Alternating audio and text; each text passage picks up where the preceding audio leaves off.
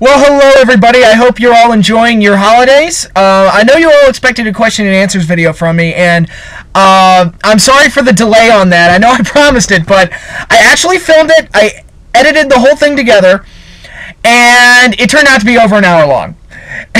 And I was like, you know what? I don't really want to post this beast, so I was kind of toying around with it, trying to think, is there any way I can post this without posting an hour-long video and still getting my answers out there? And I overall wasn't happy with the quality of the video after rewatching it, so I've decided to put that on hold until next week, until I figure out a way to make that work. I might have to reshoot it, or if worse comes to worse, I'll just post it in 2 parts. And hopefully that's good enough for all of you, but you'll be getting that next week. I promise. I seriously promise. You might even get it on Christmas Eve or Christmas Day, depending on how my schedule goes.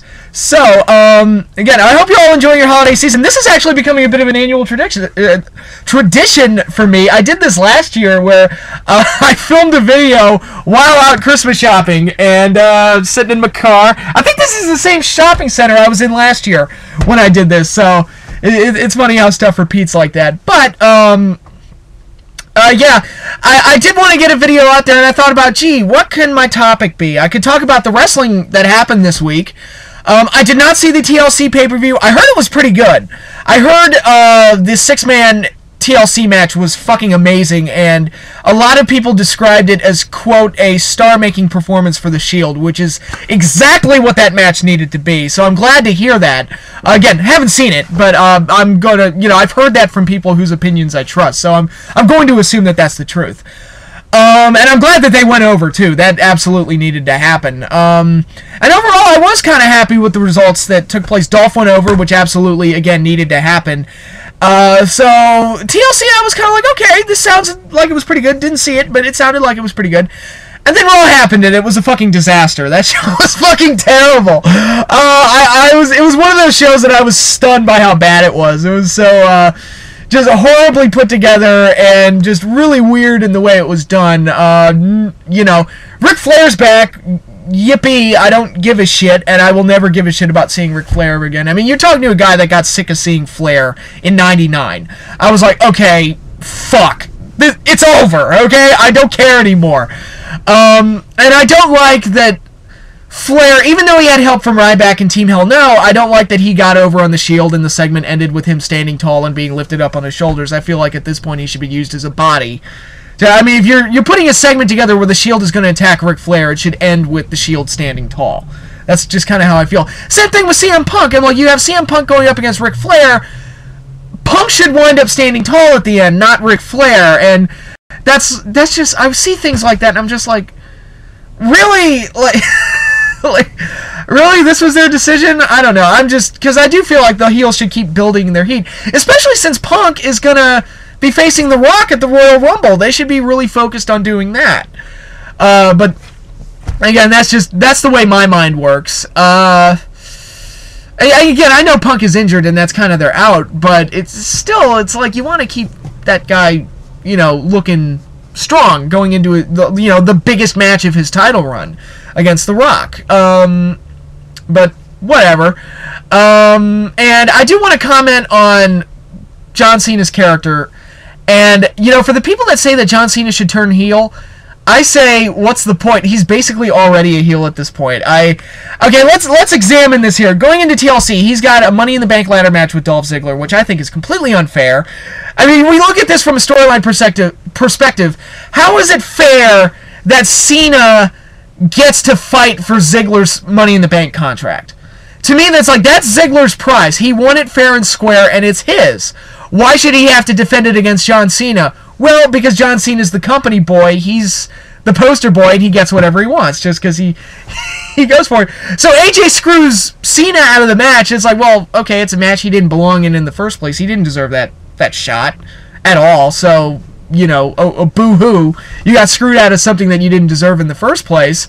And then he comes out the next night on Raw, and because he's pissed off, he's cost Dolph the World Heavyweight title. And it's like, fuck you, dude. Alright, so you're a corporate tool, you're a self-entitled prick, and you're a sore loser. Fuck you. I mean, god damn it, dude.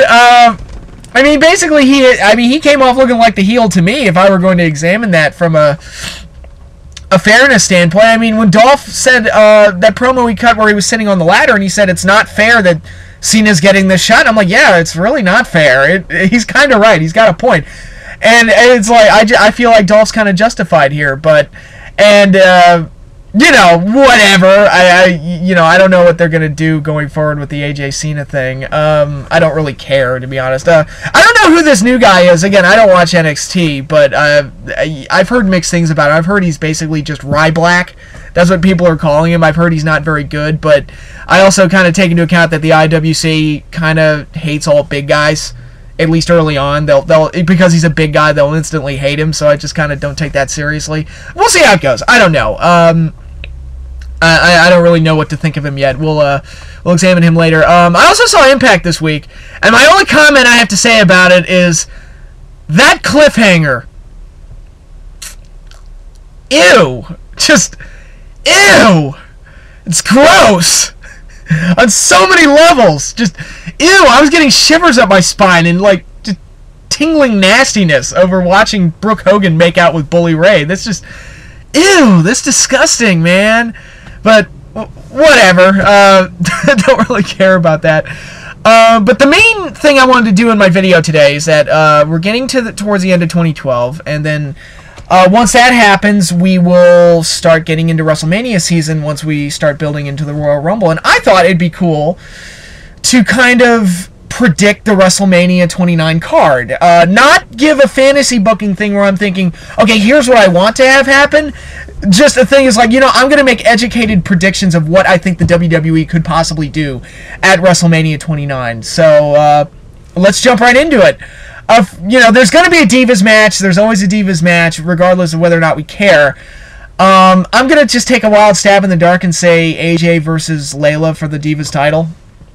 I mean, I don't know. They might even just do a tag match like AJ and Eve versus Layla and some other babyface diva. I don't know, Natalia or something. I don't know. They might make it a mixed tag with AJ and Big E, whatever the fuck his name is, and Layla and some new boyfriend that she gets or whatever. But it's going to be, AJ's going to be in the match, I would think. And one of the biggest mistakes that they made with AJ this year is that they created this diva character that, for better or worse, and some of her acting is a little off, to say the least, but for better or worse, they created a character that people actually got invested in. What do they do with that? They turn around and just make her the authority figure, which I thought was a huge mistake. I was like, look, you could use her as a wrestler and build up the Divas division. That's what you should do. But whatever. I think they'll do that come Mania time. We'll see. That's my prediction for the Divas title. I'm also gonna make a prediction and say that with the recent revamping of the tag division and their, you know, heavy focus on it, I thought, okay, they could probably do like a tag team battle royal or something. They probably have enough teams to fill it out and could make up enough teams to fill it out, like Miz and Del Rio, who are an odd new babyface tag team that they're throwing around. They've got the three-man band. They've got Santino and Zack Ryder. They've got Cody and Sandow. They've got the Usos, Primo and Epico. God, I'm drawing a blank here. They've got Tyson Kidd and Justin Gabriel. They've got like a lot of tag teams that they could use to fill out a battle royal and, you know, give a lot of guys a WrestleMania payday while also showing off the depth that their new tag team division has and maybe show off a couple other new teams that they possibly have. Another match that I think they could do, I think they're going to have a tag team partners feud match. It's either going to be Rey Mysterio versus Sin Cara, which is a match that they talked about doing last year, but they couldn't because of injuries, or Daniel Bryan versus Kane, which, you know, Team Hell No finally breaks up, and that'll be their big feud match. Either one of those matches I could see them doing. I think it's going to be one or the other. I don't think they're going to do both. I think both are very likely, and we'll see what they do. Now, the team that doesn't split up at WrestleMania is, I'm going to predict, is going to wind up fighting the Shield for the tag team titles at WrestleMania. Whether they're the champions or the Shield go in as champions, I do think it's going to be either Team Hell No versus the Shield at Mania, or it's going to be Rey Mysterio and Sin Cara versus the Shield, because Team Hell No is the team that they put the most into, so it would make sense for them to kind of put them up against the Shield. Or I think Rey Mysterio and Sin Cara is probably athletically their most interesting team that they have, so they could use them in that aspect to get the most out of the Shield in this match, out of their WrestleMania debut, and probably put forth the best match possible. So that's another good one. So you have those possibilities. What else did I have down?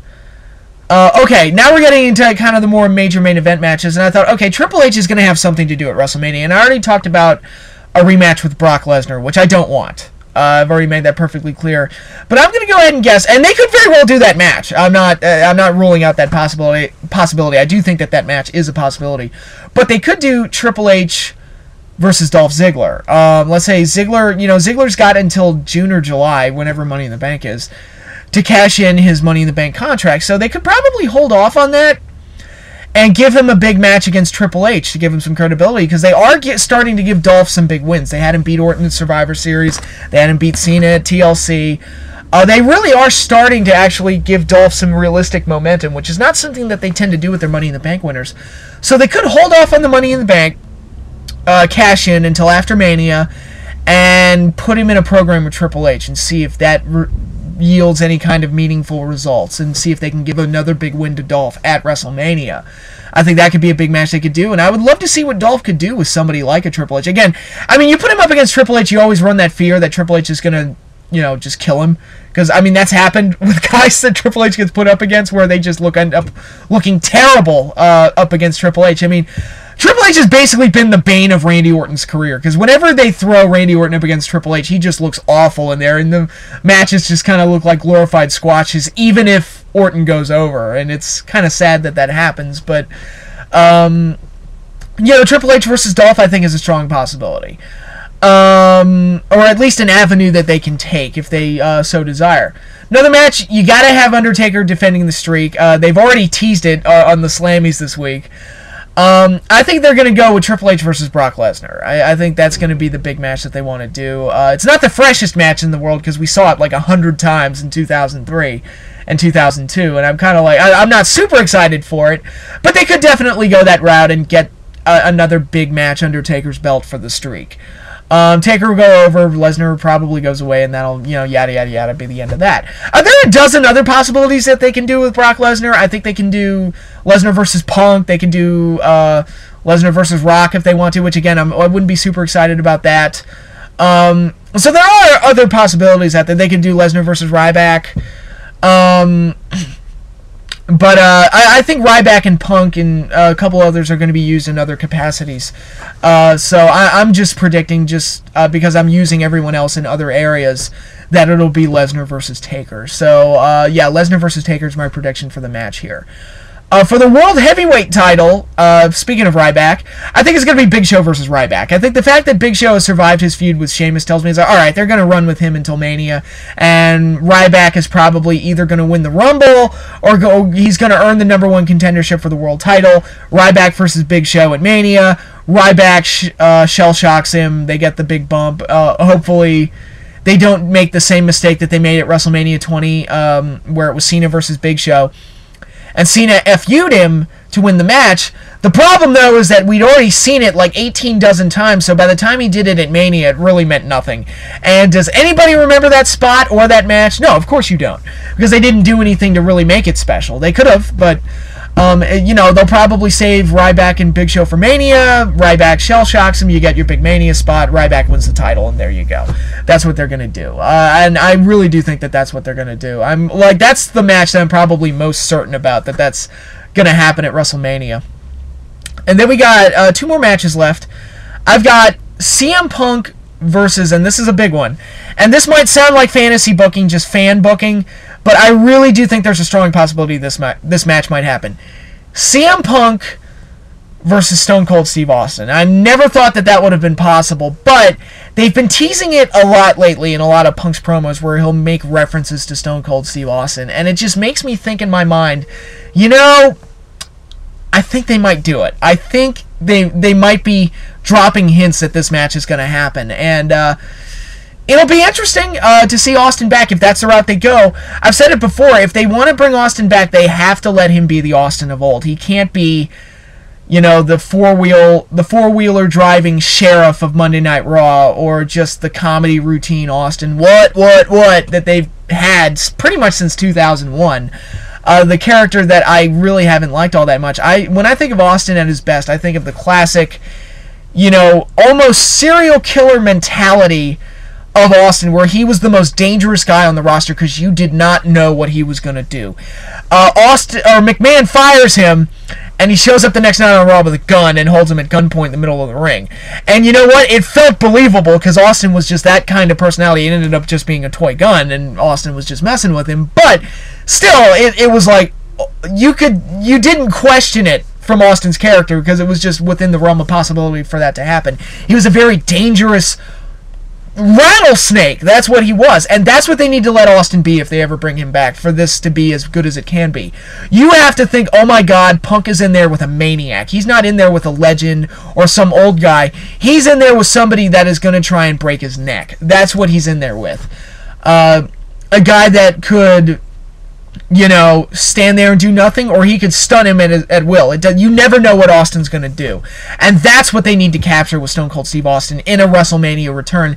And I think the best opponent for him would be CM Punk. I think CM Punk is the guy that could bring out the best in him.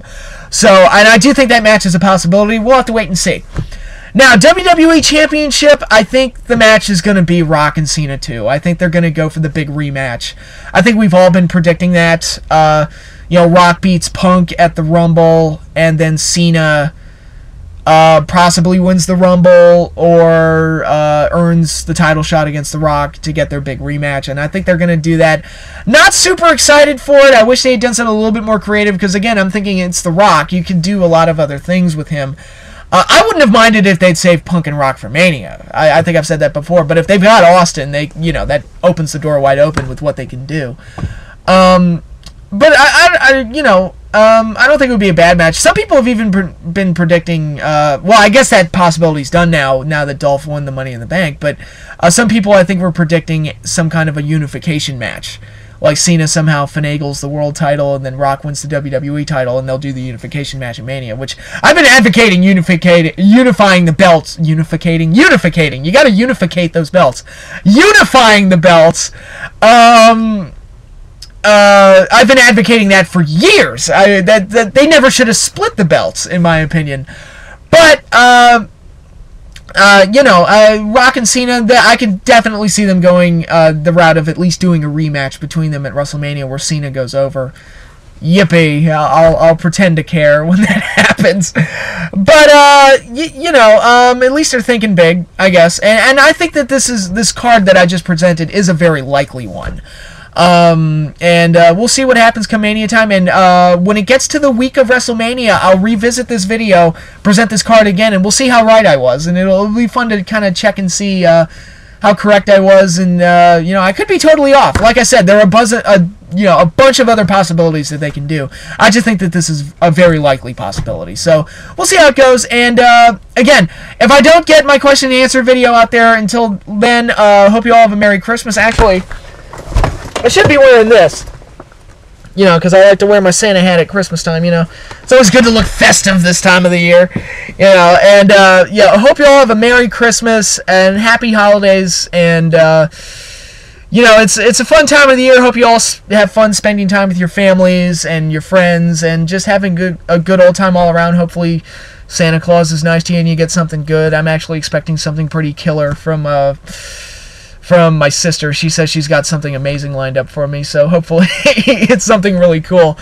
But other than that, hope you all enjoy your holidays, and you'll be seeing more from me next week at least. So until then, later everybody.